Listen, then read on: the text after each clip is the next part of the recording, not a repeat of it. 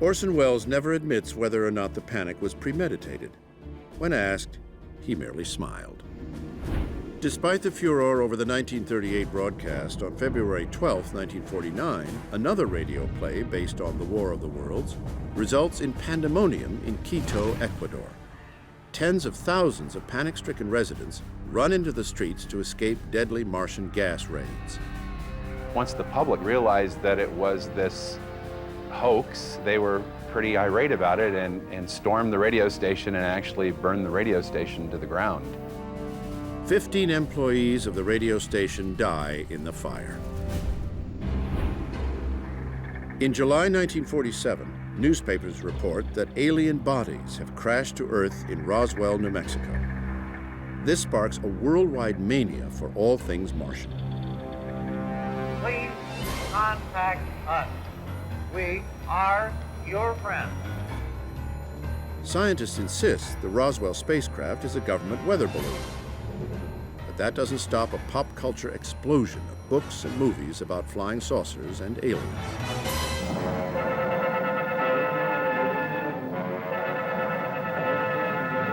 We want to believe that we're not alone.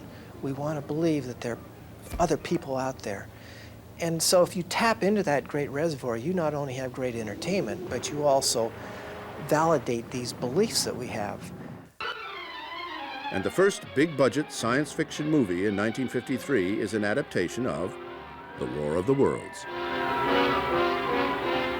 This could be the beginning of the end for the human race. For what men first thought were meteors or the often ridiculed flying saucers are in reality the flaming vanguard of the invasion from Mars. It was the first time they'd taken a really good science fiction story and coupled it with really good special effects. The film is a blockbuster the world over for its Oscar-winning visual effects and groundbreaking spaceship design. Well, those war machines in the War of the Worlds certainly were unique for their time. They took this idea of a craft from another world and surprised everybody with this sort of organic notion.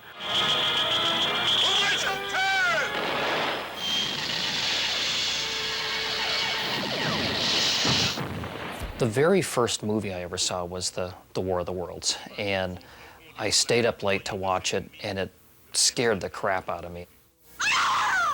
And I was obsessed with these Martians and their death rays.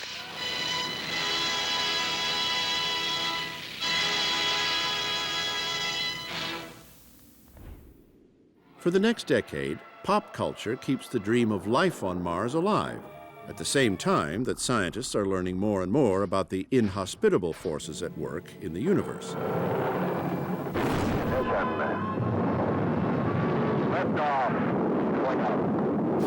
On November 28, 1964, the 6-year-old National Aeronautics and Space Administration, NASA, launches Mariner 4 on a flyby mission to Mars. Some current in one panel. Off manager, we got current on the panels. 8 months later, Mariner snaps 22 black and white images of the surface of the red planet, and 5,000 years of speculation about Martian life is transformed overnight. You know, when Mariner 4 went by, it surprised us like, oh my gosh, it's just like the moon. It's completely lifeless, completely dead. Mariner 4 changed everything. There was enough there to see no canals, no civilizations, no little green men. For the popular world to see that whole Martian empire smashed was a big moment. Despite this scientific evidence, the War of the Worlds still has the power to cause panic. Traffic coming off the Youngman Expressway is completely at a standstill.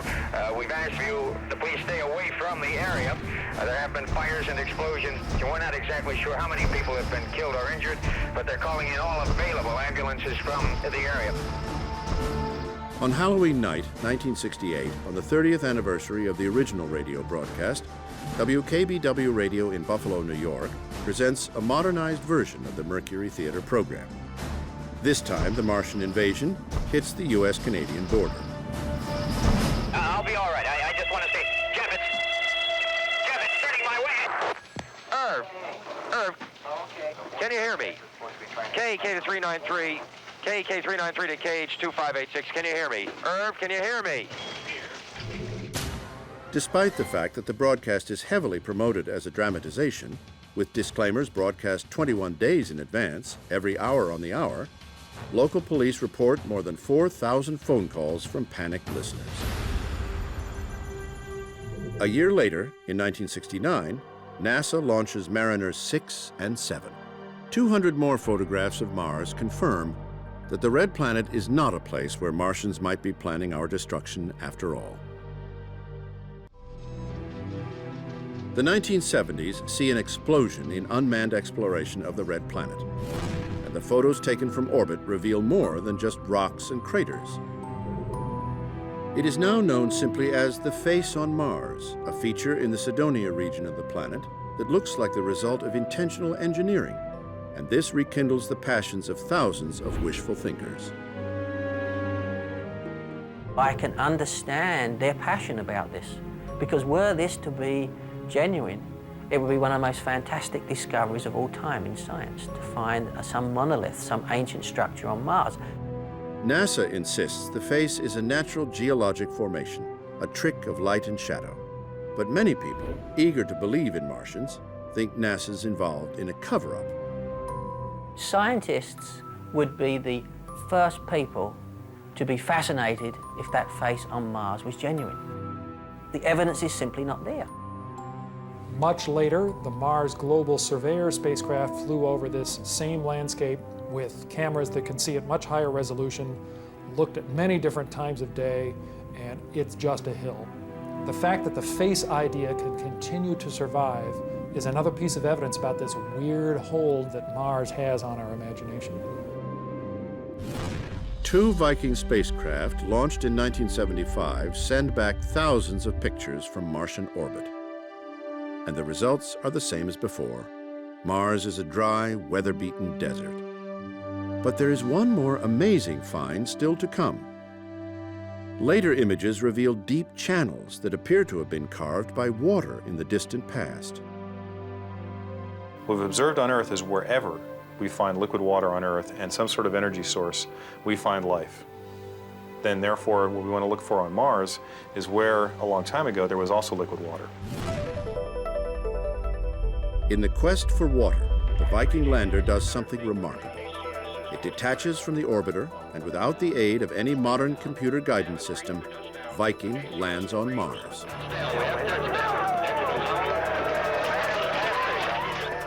I am truly amazed when I look back at Viking as to how they were able to do what they did and with the technology they had at the time.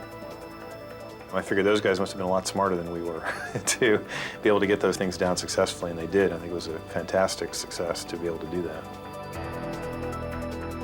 The Viking landers perform 3 life-seeking remote-controlled experiments.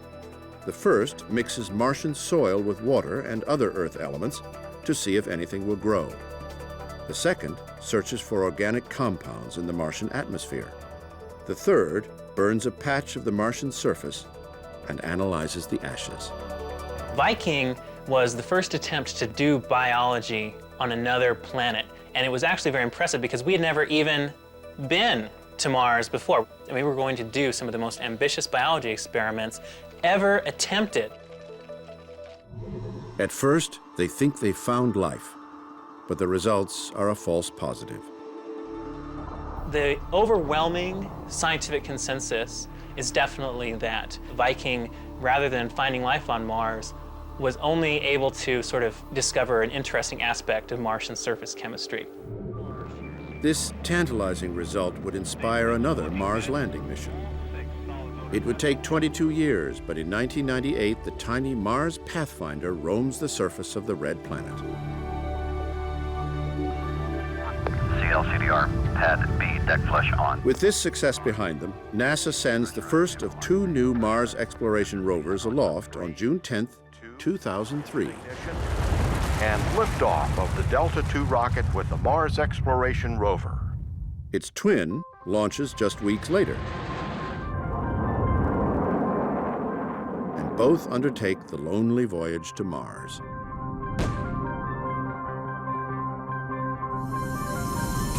7 months later, on January 3, 2004, the first rover lands on Mars, armed with a new close-up camera and rock grinder, which search for evidence of microscopic life inside the frozen rocks.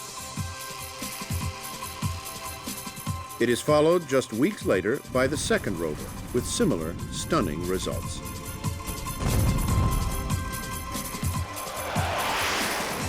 These NASA missions continue the quest for water and ultimately life itself. Upcoming missions may eventually lead to the manned exploration of Mars, but it seems highly unlikely that any of these expeditions will discover the creatures of science fiction.